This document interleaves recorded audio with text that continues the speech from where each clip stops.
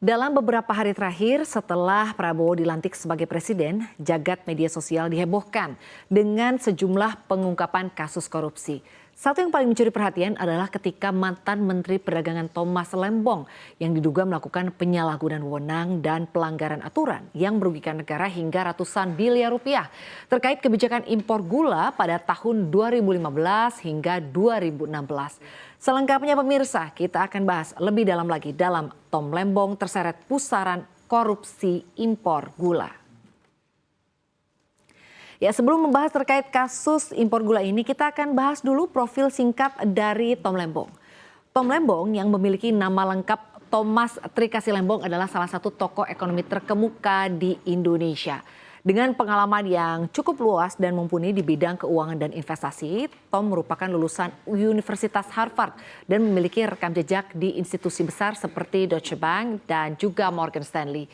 Ia juga pernah menjabat sebagai Kepala Divisi di Badan Penyihatan Perbankan Nasional atau BPPN, di mana ia bertanggung jawab dalam mengelola aset obligor BLBI termasuk restrukturisasi aset Sinarmas pada tahun 2001. Tom Lembong menjabat sebagai Menteri Perdagangan dari tahun 2015 sampai dengan tahun 2016 dan kemudian sebagai Kepala Badan Koordinasi Penanaman Modal atau BKPM dari tahun 2016 sampai dengan 2019 di era Presiden Joko Widodo. Tom Lembong juga pernah menjadi tokoh ekonomi utama dalam tim kampanye Amin atau pasangan Anies Baswedan Muhaimin Iskandar pada tahun 2024. Di tengah masa kampanye, Tom Lembong menjadi sorotan setelah mengkritik kebijakan hilirisasi nikel pemerintahan Jokowi yang dinilainya terlalu berlebihan atau ugal-ugalan.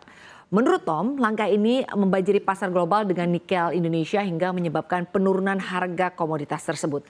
Kritiknya ini kemudian menuai reaksi keras dari Menteri Koordinator Bidang Maritim dan Investasi Luhut Binsar dan juga Menteri Investasi Bahlil Lahadalia yang ketika itu mempertahankan program hilirisasi sebagai upaya untuk bisa meningkatkan nilai ekspor nikel. Luhut mempertanyakan integritas dan keilmuan Tom, sementara Bahlil menekankan pentingnya kebijakan tersebut bagi ekonomi nasional. Lalu apa sebenarnya peran Tom Lembong dalam kasus korupsi impor gula ini? Kita akan bahas di slide berikutnya. Ya, mantan Menteri Perdagangan periode 2015-2016 Tom Lembong ini menjadi tersangka dalam kasus dugaan korupsi impor gula bersama dengan Charles Sitorus yang saat itu juga menjabat sebagai Direktur Pengembangan Bisnis di PT Perusahaan Perdagangan Indonesia atau PT PPI. Menurut Kejaksaan Agung, Tom Lembong diduga melanggar Peraturan Menteri Perdagangan nomor 117 tahun 2015 yang mengatur bahwa impor gula seharusnya dilakukan oleh BUMN untuk bisa mengendalikan stok dan tentunya harga gula kristal putih atau GKP dalam negeri. Aturan ini pun ditekan oleh Tom Lembong yang saat itu sedang menjabat. Kasus ini bermula dari rapat koordinasi akhir Desember 2015 yang membahas potensi kekurangan stok GKP sebesar 200.000 ton pada tahun 2016. Dalam aturan yang ada, impor gula untuk memenuhi kebutuhan dalam negeri dan menjaga stabilitas harga sebenarnya harus melalui BUMN. Dalam hal ini PT Perusahaan Perdagangan Indonesia atau PPI. Namun dalam kasus ini Lembong diduga mengizinkan 9 perusahaan swasta untuk melakukan impor gula kristal mentah atau GKM. Perusahaan ini mengolah GKM menjadi GKP yang kemudian dijual dengan harga yang cukup tinggi di masyarakat, yakni mencapai Rp16.000 per kilogram. Ini melebihi harga eceran tertinggi yang ditetapkan di angka Rp13.000 per kilogramnya. Ya, Kejaksaan Agung menyatakan kasus dugaan korupsi impor gula di Kementerian Perdagangan tahun 2015 dan 2016 menyebabkan kerugian negara hingga 400 miliar rupiah. Tom yang saat itu menjabat sebagai Menteri Perdagangan bersama dengan Charles Sitorus, Direktur PT Perusahaan Perdagangan Indonesia atau PT PPI telah ditetapkan sebagai tersangka dalam kasus ini. Modus operandi yang terungkap dalam kasus ini adalah pemberian izin impor kepada 9 perusahaan swasta untuk mengimpor gula kristal mentah atau GKM. Izin tersebut memungkinkan perusahaan swasta untuk bisa mengolah GKM menjadi gula kristal putih atau GKP yang kemudian dijual kepada masyarakat. Padahal dalam aturan resmi mengharuskan impor GKP ini hanya dilakukan oleh BUMN yaitu PT PPI demi menjaga stabilitas harga gula di pasaran tentunya. Alih-alih mengikuti prosedur ini, izin impor GKM diberikan langsung kepada perusahaan swasta tanpa melalui koordinasi dengan kementerian terkait. Modus operandi ini menyebabkan PT PPI hanya berperan sebagai perantara dengan fee sekitar Rp105 per kilogram, sedangkan perusahaan-perusahaan swasta mendapatkan keuntungan besar yang seharusnya menjadi milik negara. Akibatnya, negara diperkirakan mengalami kerugian sekitar Rp400 miliar. Jadi dari sinilah ya asal estimasi kerugian negara senilai Rp400 miliar ini berasal. Perbuatan ini membuat Tom Lembong dan juga Charles Sitorus dijerat dengan pasal 2 dan 3 Undang-Undang Tindak Pidana Korupsi yang mengancam hukuman maksimal penjara seumur hidup. Kejaksaan Agung juga menetapkan Tom sebagai tersangka setelah beberapa kali melakukan pemeriksaan terhadap Tom Lembong sejak tahun 2023 lalu.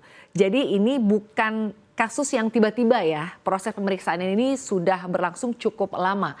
Dan selain itu, saat ini pihak Kejagung juga masih mendalami terkait adanya aliran dana dari kasus korupsi ini. Lalu apa sebenarnya alasan Indonesia perlu mengimpor gula? Kita akan bahas di slide berikutnya. Nah, kenapa ya sebetulnya kita ini perlu impor gula? Sejak tahun 2014 sampai dengan tahun 2023, Indonesia nih terus mengimpor gula dalam jumlah yang cukup besar untuk bisa memenuhi kebutuhan domestik.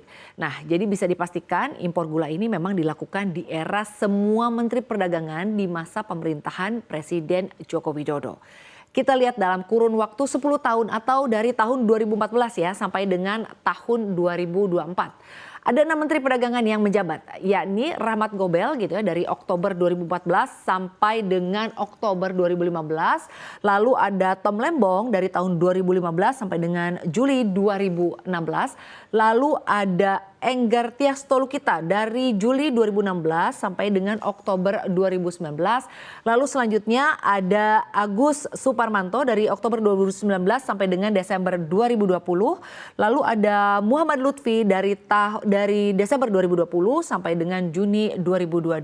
Lalu selanjutnya ada Zulkifli Hasan dari Juni 2022 sampai dengan Oktober 2024. Nah, berdasarkan dari Badan Pusat Statistik atau BPS, volume impor gula ini menunjukkan pola yang fluktuatif mengikuti perubahan kebutuhan dalam negeri atau mengikuti permintaan dan juga kondisi pasar internasional. Namun trennya ini memang cenderung terus meningkat ya. Pada tahun 2014, Indonesia ini mengimpor sekitar 2,9 juta ton gula. Ini angka yang sangat besar pemirsa. Jumlah ini meningkat dalam beberapa tahun berikutnya dan mencapai puncaknya pada tahun 2016 ini sampai dengan 4,7 juta ton. Kenaikan ini sejalan dengan tingginya kebutuhan gula baik untuk konsumsi langsung maupun kebutuhan industri makanan dan minuman yang terus berkembang pesat. Namun setelah tahun 2016 ini untuk impor gula sendiri ya pemirsa ya, kita lihat menurun secara bertahap sampai dengan tahun 2019 sebelum kembali melonjak di tahun 2022 menjadi 6 juta ton. Ya, untuk impornya ini, yang ini merupakan angka tertinggi dalam 1 dekade terakhir. Jadi kalau dilihat dari segi nilai, impor gula pada tahun 2014 ini bernilai sekitar 1,3 juta dolar Amerika Serikat, menurun di tahun 2015, namun kembali melonjak pada 2016 menjadi 2 juta dolar Amerika Serikat. Setelah penurunan pada tahun-tahun berikutnya, nilai impor ini kembali naik pemirsa, mencapai puncaknya pada tahun 2022, yakni di angka hampir 3 juta dolar Amerika Serikat. Pola yang fluktuatif ini menggambarkan ketergantungan Indonesia pada impor untuk bisa memenuhi kebutuhan gula di dalam negeri yang terus saja meningkat. Menurut data National Sugar Summit Indonesia pada tahun 2023, produksi gula dalam negeri ini hanya mencapai sekitar 2,3 juta ton atau angka ini jauh di bawah angka konsumsi nasional yang berada di kisaran 3,4 juta ton. Defisit ini mencerminkan kebutuhan yang tidak hanya datang dari konsumsi rumah tangga, tetapi juga didorong oleh kebutuhan industri yang semakin tinggi. Sementara itu, industri gula nasional menghadapi sejumlah tantangan seperti misalnya efisiensi produksi yang rendah dan juga keterbatasan lahan. Ini berdampak pada ketidakseimbangan antara produksi dan juga kebutuhan dalam negeri atau kebutuhan dan permintaan begitu ya. Nah, untuk mengatasi tantangan ini, Indonesia perlu meningkatkan produktivitas di sektor gula, memanfaatkan teknologi modern dan mengundang investasi di sektor industri gula untuk bisa mengurangi ketergantungan pada impor. Jadi kalau dilihat pemirsa, secara keseluruhan tren impor gula di Indonesia dalam 1 dekade terakhir ini menunjukkan peningkatan yang signifikan dalam jumlah dan juga nilai. Hal ini menyoroti tantangan yang dihadapi pemerintah dalam mencapai keseimbangan antara konsumsi dan juga produksi gula domestik yang menjadi prioritas utama dalam menjaga stabilitas pasokan dan juga harga gula di dalam negeri. Lalu bagaimana sebetulnya tingkat produksi dan konsumen gula di Indonesia? Kita simak begitu ya pemirsa ya di slide berikutnya. Nah, pada tahun 2022 ya kalau kita lihat ya pemirsa ya, produksi untuk gula tebu di Indonesia tercatat mencapai 1,5 juta ton. Ini meningkat ya dari 1,3 juta ton. Ini jadi terjadi peningkatan pada tahun 2021 menurut data dari Badan Pusat Statistik atau BPS. Peningkatan ini merupakan hasil dari perluasan lahan tebu serta adopsi teknologi yang lebih maju oleh petani di berbagai wilayah penghasil tebu, utamanya seperti Jawa Timur, Sumatera Selatan, dan juga Lampung. Nah, kalau dilihat pemirsa, pertumbuhan ini menunjukkan kemajuan ya dalam upaya meningkatkan produksi gula atau ya produksi gula nasional ya atau tanah air melalui optimalisasi lahan dan juga teknologi pertanian. Meskipun mengalami kemajuan dalam produksi, Indonesia tetap mengimpor gula mentah dari beberapa negara termasuk ada yang dari Thailand, dari India dan juga dari Australia, dan gula mentah ini diolah dalam negeri begitu ya untuk memenuhi kebutuhan konsumsi domestik yang masih lebih tinggi daripada kapasitas produksi lokal. Meski di sisi lain Indonesia juga mengekspor gula, namun jumlahnya sangat terbatas karena produksi dalam negeri ini lebih diprioritaskan untuk kebutuhan masyarakat di Indonesia. Nah, ke depan ada beberapa fokus utama yang perlu ditingkatkan agar sektor gula tebu ini lebih mandiri dan juga lebih efisien. Dukungan pemerintah juga memegang peranan penting agar mampu mengatasi tantangan yang ada dan juga membantu Indonesia bisa mencapai swasembada gula dalam jangka panjang sekaligus memenuhi kebutuhan pasar domestik dan juga internasional. Ya, pemirsa, kasus korupsi impor gula ini mencerminkan tantangan yang cukup serius ya yang dihadapi Indonesia dalam mengelola sektor pangan dan impor, terutama pada komoditas yang sangat dibutuhkan masyarakat. Kasus ini bukan hanya soal kerugian materi yang mencapai 400 miliar rupiah saja, tetapi juga mengingatkan kita akan pentingnya integritas di level kebijakan, khususnya yang berdampak luas pada ekonomi dan juga kesejahteraan masyarakat. Penting bagi kita untuk terus mengawasi dan mengingatkan agar prinsip-prinsip tata kelola yang baik dan transparansi yang dijalankan oleh setiap pemangku kebijakan. Hanya dengan cara inilah kita bisa mencegah peristiwa serupa terjadi di masa mendatang sehingga kebijakan publik ke depannya ini benar-benar berfungsi untuk kepentingan bangsa dan juga masyarakat dan utamanya ya tidak merugikan negara.